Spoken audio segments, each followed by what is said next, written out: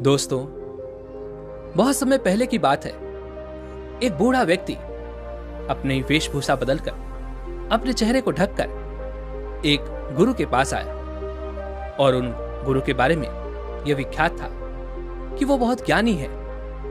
वह हर सवाल का जवाब जानते हैं और हर सवाल का जवाब बड़ी आसानी से दे देते हैं। उनके पास जो कोई भी अपनी समस्या लेकर आता है, वह उसकी समस्या का समाधान अवश्य करते हैं। वह बूढ़ा व्यक्ति भी इसी आस के साथ उन गुरु के पास पहुंचा था।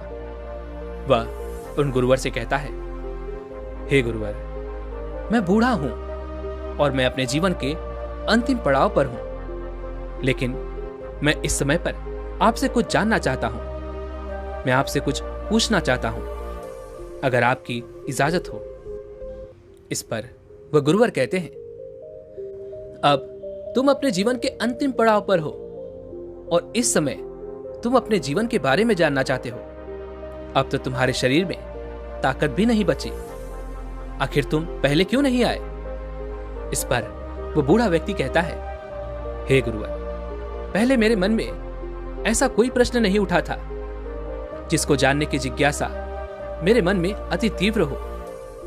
तभी वह गुरुवर कहते हैं, ठीक है, पूछो, तुम क्या पूछना चाहते हो? तभी वह बूढ़ा व्यक्ति उन गुरुवर से कहता है, हे गुरुवर, मैंने अपने जीवन भर क्या पाया? क्या आप मुझे इसका जवाब दे सकते हैं? वह गुरु मुस्कुराने लगे और कहते हैं, तुमने अपने पूरे जीवन भर केवल धोखा पाया है।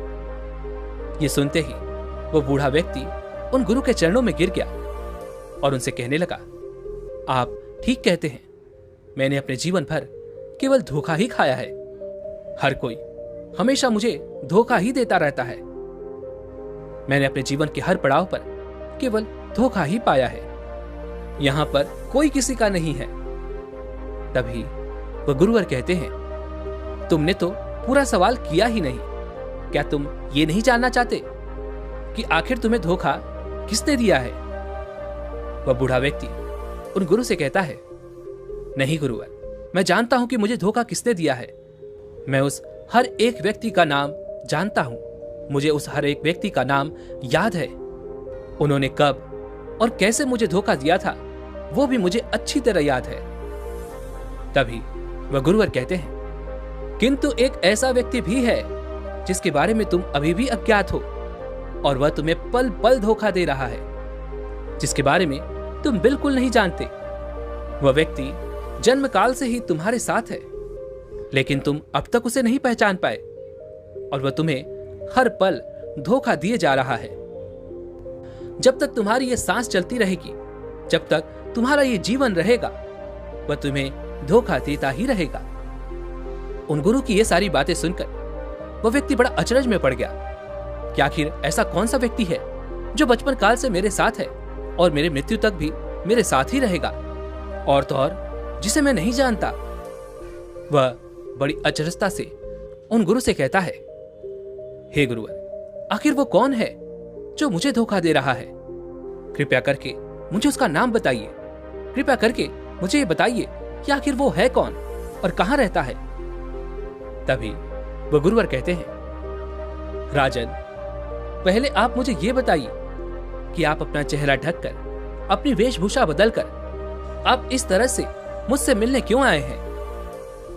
वह व्यक्ति उन गुरु के मुख से यह बात सुनते ही उनके चरणों में गिर पड़ा और आश्चर्यचकित होकर वह उन गुरु से कहता है, हे गुरुवर, आपको कैसे पता चला कि मैं एक साधारण व्यक्ति नहीं बल्कि एक चक्रवर्ती सम्राट हूं? तभी वह गुरुवर कहते हैं, तुम्हारी वाणी किसी सम्राट की लगती है और तुम्हारी वाणी से ही यह झलक रहा है कि तुम एक राजा हो। लेकिन मैं ये जानना चाहता हूं कि आखिर आप मुझसे क्या चाहते हैं? तभी वह बूढ़ा राजा उन गुरु से कहता है, हे गुरुवर, यही पास में एक छोटा सा जंगल है।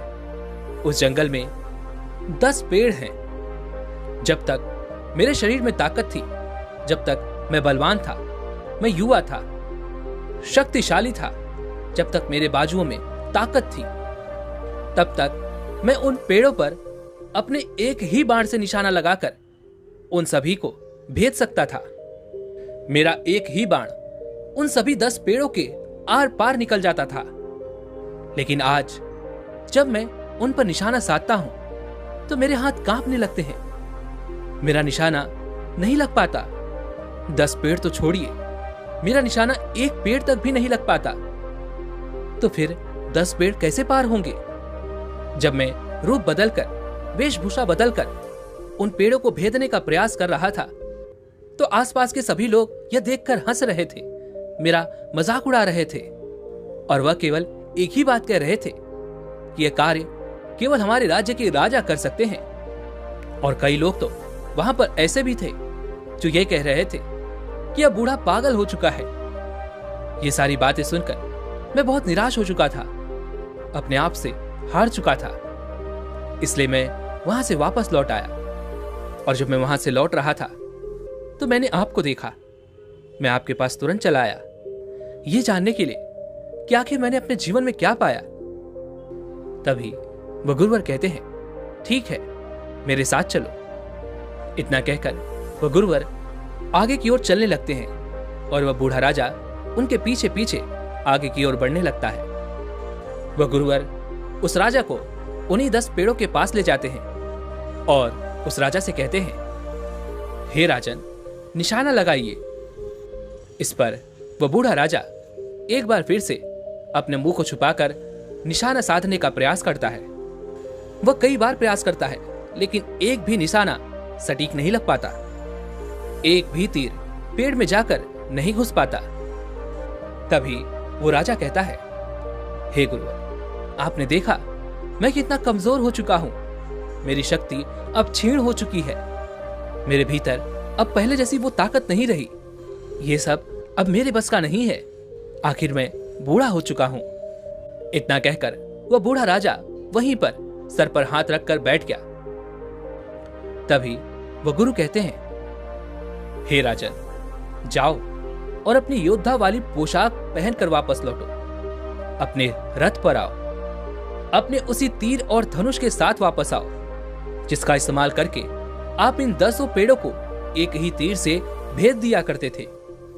एक राजा की तरह वापस लौटो, ना कि एक बूढ़े व्यक्ति की तरह। राजा ने उन गुरु की बात मान ली। वह तुरंत ही वापस महल लौटा। उसने अपने कवच पहने, योद्धाओं वाली पोशाक पहनी। उसने अपना वही तीर धनुष लिया और अपने रथ पर बड़ी शान के साथ वह वापस उसी जंगल में आ पहुंचा। जब वह रथ से आ रहा था तभी आसपास के लोग यह देखकर कह रहे थे, देखो, ये है हमारा राजा। ये है वो शूरवीर योद्धा जो एक ही तीर से 10 पेड़ों को एक साथ भेदने की क्षमता रखता है। जय हो शक्तिशाली योद्धा, आपकी जय हो। आपसे अधिक शक्तिशाली और कोई नहीं। ऐसा कोई नहीं है जो एक ही तीर से इन 10 पेड़ों को भेद सके। ऐसा आपके अलावा और कोई नहीं कर सकता। यह सब वो राजा सुन रहा था। अपनी प्रजा के मुख से ये सारी बातें सुनकर राजा अपने आप को और भी बलवान महसूस करने लगा था। वो अंदर से अकड़ गया था। वह रथ से उतरा और उसने अपना धनुष बाण उठाया, निशाना साधा और तीर चला दिया। और देखते ही देखते एक ही तीर से उसने उन 10 पेड़ों को एक ही बार में भेद दिया। यह देखकर वो भी बहुत अचरज में था और वह बहुत खुश था। प्रजा की जय जयकार से अब वह अपने आप को बहुत शक्तिशाली महसूस कर रहा था और ऐसा करने के बाद वो और भी तन कर खड़ा हो गया। जनता ने उसकी वाह वाह की, उस राजा की जय जयकार की और अपनी प्रजा के मुख से यह सब सुनकर मानो उसके शरीर में एक नई ताकत सी आ गई थी। उस बूढ़े राजा के कांपते हुए हाथ अब सही और सटीक निशाना लगा पा रहे थे। आवाज जैसे गर्जना कर रही थी। राजा वापस रथ पर बैठा और वापस अपने महल पर लौट आया। लेकिन वो वहां पर उन गुरु को भूल गया। वह यह भूल चुका था कि वो वहां पर कुछ जानने गया था, कुछ सवालों का जवाब लेने गया था। इन सब चीजों के बारे में वो बिल्कुल भूल चुका था। वह अब अपने आप को पहले से भी ज्यादा शक्तिशाली महसूस कर रहा था। ठीक उसी समय पर पड़ोसी राज्य ने उस राज्य पर आक्रमण कर दिया। लेकिन उस बूढ़े राजा ने उस पड़ोसी राज्य को हरा दिया और अब सब बहुत खुश थे। राजा की जय जयकार हो रही थी। हर कोई राजा को बधाइयां दे रहा था। चारों तरफ खुशी का माहौल था। देखते ही देखते ऐसे ही समय बीतता गया और करीब 3 वर्षों के बाद वह बूढ़ा राजा अत्यधिक बीमार पड़ गया। अब उसका शरीर पहले से बहुत ज्यादा कमजोर हो चुका था। अब हर कोई केवल यही कह रहा था कि अब हमारे राज्य का राजा नहीं बचेगा। और जब राजा को भी यह प्रतीत होने लगा कि अब वह नहीं बचने वाला, उसका अंतिम समय आ चुका है, तभी अचानक उसे ख्याल आया कि मैंने अपने जीवन में क्या पाया है। और यह सवाल आते ही उसे उन गुरु की याद भी आ गई। तभी वह यह सोचने लगा कि मैं कितना भुलक्कड़ हूं। मैंने उन गुरु से जो सवाल किया था उसका जवाब तो मैंने आज तक नहीं लिया। उन गुरु ने कहा था कि मैंने धोखा पाया है, जीवन भर धोखा। लेकिन वह धोखा मुझे किसने दिया है यह तो मैं जान ही नहीं पाया था। लेकिन अब मैं ये जानना चाहता हूं। अपनी मृत्यु से पहले मैं इस सवाल का जवाब जानकर ही रहूंगा। उसने जैसे तैसे हिम्मत की। वो अपने पैरों पर खड़ा हुआ। धीरे धीरे लड़खड़ाता हुआ वो अपने रथ पर जा बैठा और अपने सारथी को लेकर वह उन गुरु के पास पहुंचा। वह बूढ़ा राजा उन गुरु को प्रणाम करता है और कहता है, हे गुरुवर, मैं तो ये जान ही नहीं पाया था कि आखिर वह धोखा देने वाला व्यक्ति कौन है जो मेरे जन्म काल से मेरे मृत्यु तक मेरे साथ ही रहेगा और जो मुझे पल पल धोखा दिए जा रहा है। इस बात को पूरे 3 साल बीत चुके हैं और मैं इस सवाल का जवाब आपसे पूछना ही भूल गया। किंतु अब मेरा अंतिम समय आ चुका है और मैं जानता हूं कि अब मैं ज्यादा देर नहीं जी पाऊंगा।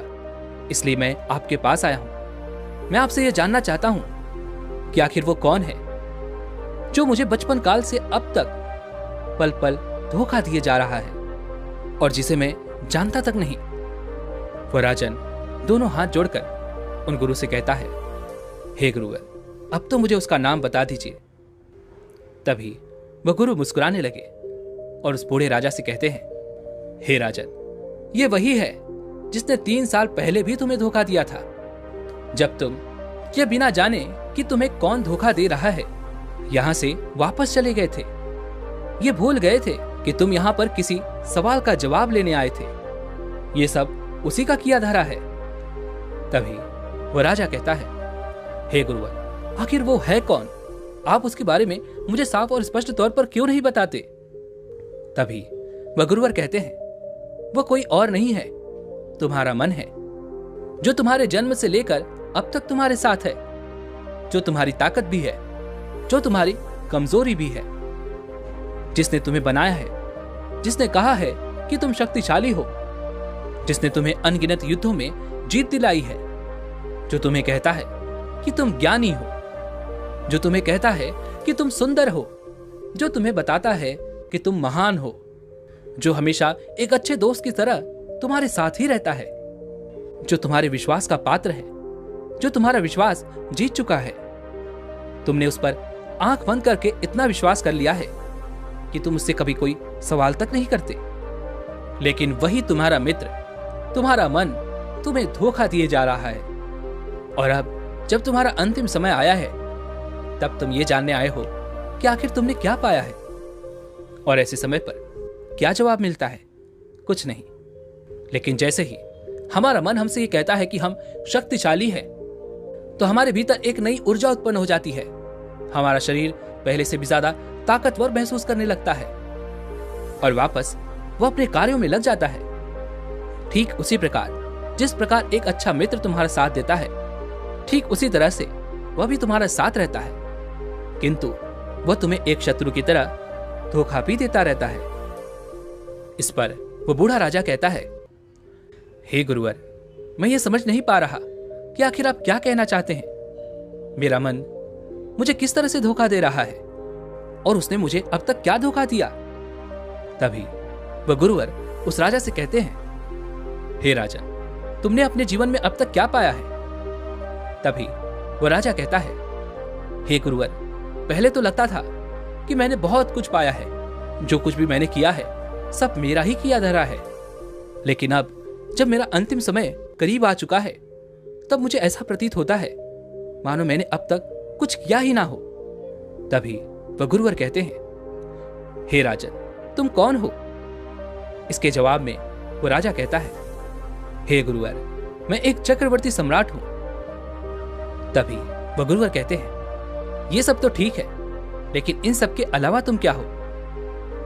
तभी वह राजा कहता है, हे गुरुवर, मैं एक पिता हूं, एक पति हूं, भाई हूं, मित्र हूं, रिश्तेदार हूं, शत्रु हूं, ऐसे कई सारे अनगिनत रिश्ते जो मेरे साथ जुड़े हैं। तभी वह गुरुवर कहते हैं, इन सब के अलावा तुम क्या हो? इस पर वह राजा कहता है, हे गुरुवर, इन सब को यदि अलग कर दिया जाए तो भी मैं एक इंसान हूं। तभी वह गुरुवर कहते हैं, ये सब तो ठीक है, लेकिन इन सब के अलावा तुम क्या हो? यह सुनकर वो राजा थोड़ा सा अचरज में पड़ जाता है और वह आश्चर्यचकित होकर उन गुरु से कहता है, हे गुरुवर, एक इंसान होने के अलावा मैं और क्या हो सकता हूं? तभी वह गुरुवर कहते हैं, ध्यान लगाओ, ध्यान से सोचो, जोर दो, कोई जल्दीबाजी नहीं, तुम आराम से इसका उत्तर दे सकते हो कि आखिर तुम इन सब के अलावा क्या हो। राजा ने बहुत देर तक सोचा, बहुत देर तक विचार किया, लेकिन उसे कुछ भी समझ नहीं आ रहा था कि आखिर इस प्रश्न का उत्तर क्या होगा। और आखिरकार वह उन गुरु से कहता है, हे गुरुवर, इन सब के अलावा मैं कुछ नहीं हूं, मैंने कुछ भी नहीं पाया और ना ही मैंने आज तक कुछ किया है। तभी वह गुरु मुस्कुराने लगे और उस राजा से कहते हैं, हे राजन, कुछ देर पहले ही तुम्हारा मन तुमसे कह रहा था कि तुम एक राजा हो, सम्राट हो, शक्तिशाली हो, सुंदर हो और तुम्हारे जैसा वीर और कोई नहीं है। तुम्ही ने तो कहा था तुम किसी के भाई हो, किसी के पिता हो, किसी के पति हो, किसी के रिश्तेदार, किसी के मित्र तो किसी के शत्रु हो। क्या अब भी तुम्हें समझ नहीं आ रहा कि तुम्हारे मन ने तुम्हें क्या क्या बना रखा है? और जानते हो ऐसा क्यों? क्योंकि तुम्हारा मन ये नहीं चाहता कि तुम खुद को जानो, खुद को पहचानो कि आखिर तुम हो कौन। और मन अपने इस कार्य में सफल रहा क्योंकि तुम खुद को नहीं जानते कि आखिर तुम कौन हो, तुम क्या हो। तुम जैसे खाली आए थे वैसे ही खाली रह गए। तुम्हारा तो पूरा जीवन व्यर्थ में ही निकल गया। क्या तुम जानते हो तुम कौन हो? इस पर वह राजा कहता है, हे गुरुवर, मैं नहीं जानता कि आखिर मैं कौन हूं। मैं इस समय बिल्कुल खाली हूं, मुझे कुछ नहीं पता, मुझे कुछ नहीं ज्ञान। मैंने अपना पूरा जीवन किस तरह से बिताया, मैंने क्या क्या किया, मैं अपने पूरे जीवन भर ये नहीं जान पाया कि आखिर मैं क्या हूं और कौन हूं। इस पर वह गुरु मुस्कुराने लगे और राजा से कहते हैं, हे राजन, तुम्हारा मन तुम्हें धोखा देने में कामयाब रहा और तुम इतने बड़े चक्रवर्ती सम्राट होकर भी उसका मुकाबला ना कर सके। तुम उसके सामने हार गए। यूं तो तुमने अनगिनत युद्ध जीते हैं, लेकिन आज तुम अपने भीतर का ही यह युद्ध हार चुके हो। तभी वो राजा कहता है, हे गुरुवर, क्या हुआ कि यदि मेरे मन ने मुझे अब तक धोखा दिया है, लेकिन अब भी मेरे पास कुछ समय शेष बचा हुआ है। मैं इस समय में खुद को जानने का पूरा प्रयास करूंगा।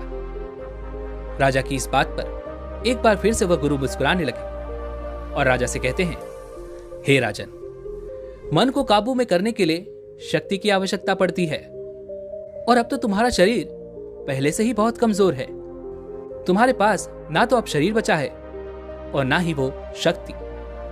हाँ, यदि 3 वर्ष पहले यदि तुमने इस प्रश्न का जवाब जान लिया होता, तब तुम शायद अवश्य कुछ ना कुछ कर सकते थे, लेकिन तब तो तुम्हें तुम्हारे मन ने एक बार फिर से धोखा दे दिया था और तुम इस गुमान में वहां से चले गए कि तुम ही सबसे शक्तिशाली हो।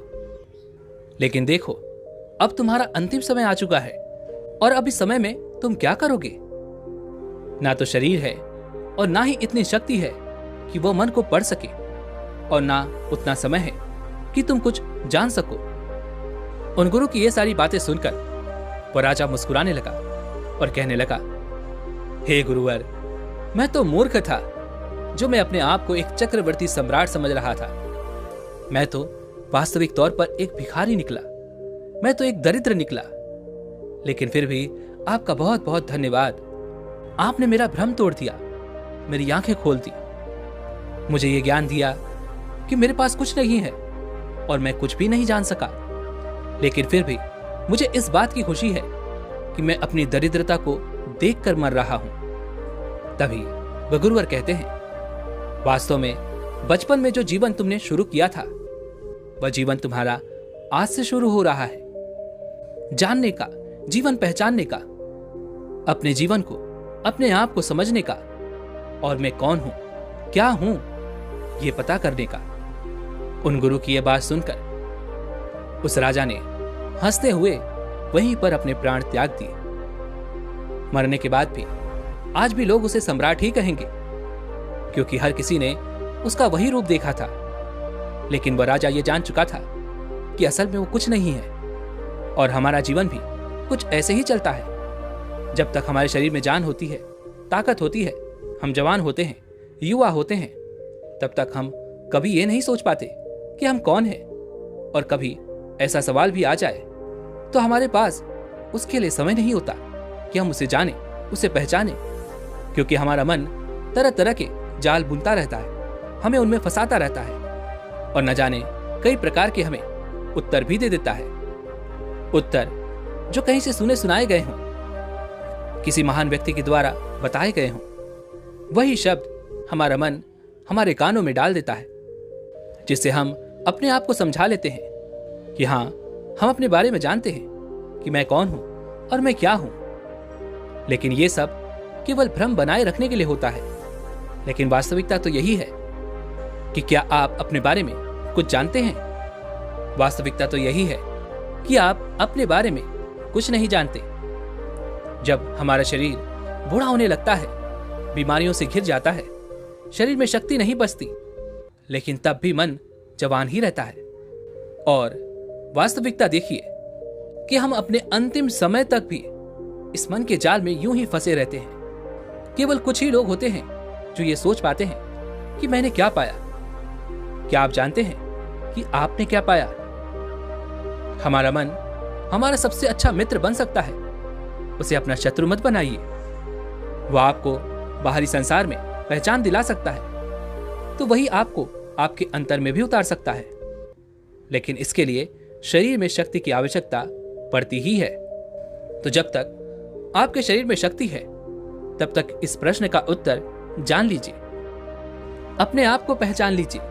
अन्यथा एक बार आपने अपनी शरीर की उस शक्ति को खो दिया तो आप कभी भी ये नहीं जान पाएंगे कि आप कौन हैं और क्या हैं। उसके बाद केवल आपको पछतावा ही होगा और अंतिम समय तक आप अपने मन के जाल में यूं ही फंसे रहेंगे। आप अपने आप को जानने पर जोर दे सकते हैं, लेकिन इसका मतलब ये नहीं है कि आप सब कुछ छोड़ छाड़कर सन्यासी हो जाएं। यह भी एक भ्रम ही है जो हमारे मन ने हमारे भीतर पैदा किया हुआ है, जिसमें उसने हमें फंसा कर रखा है। इसलिए अपने आप को पढ़ो, अपने आप को जानो, ध्यान करो, क्योंकि ध्यान ही वो मार्ग है जिससे आप अपने आप को समझ सकते हैं, जान सकते हैं, पहचान सकते हैं और आप अपने उन प्रश्नों का जवाब भी जान सकते हैं कि मैं कौन हूं और मैं क्या हूं। दोस्तों, उम्मीद है कि आपने आज की इस वीडियो से जरूर कुछ न कुछ सीखा होगा। तो इस वीडियो को लाइक और अपने दोस्तों के साथ शेयर करना ना भूलें और हमें ऐसे ही सपोर्ट करने के लिए चैनल को सब्सक्राइब और घंटी बटन को जरूर दबा दें। तो चलिए मिलते हैं ऐसे एक और वीडियो में, तब तक के लिए अपना ख्याल रखें। धन्यवाद।